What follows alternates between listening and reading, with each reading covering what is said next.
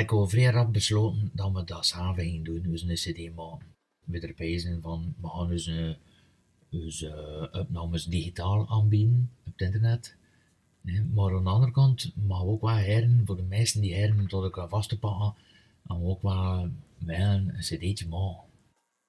Maar naar eerst en dan moeten we bezig hoe dat ging doen en wat dat mee ging doen.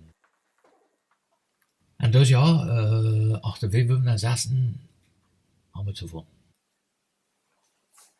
Wat dat we ook wel vrij tof vinden aan een cd dat je zelf maakt, is dat dat iets heel persoonlijks is.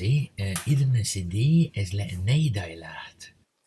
En om er optimaal te van genieten, hebben we het werk verdeeld onder ons drieën, zodanig dat we alle drie evenveel bezig geweest zijn met die cd.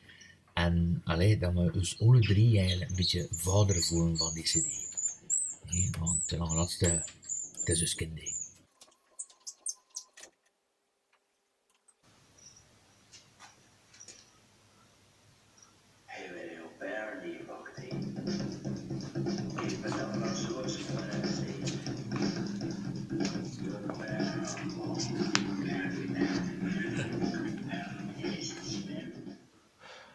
Mag ik een keer? Dat is leuk zien. Het kleintje. Oh, is een Ja, dat is echt mooi. Moet je dat een keer morgen zijn? Zo is gewoon niks. Ja, moest ruiken. Ja, we zijn weer van die sentimentele meisjes, nee. Ik zeg, dat is typisch weer pieperen, steven. Steven gaan we niet eraan met pieper geven.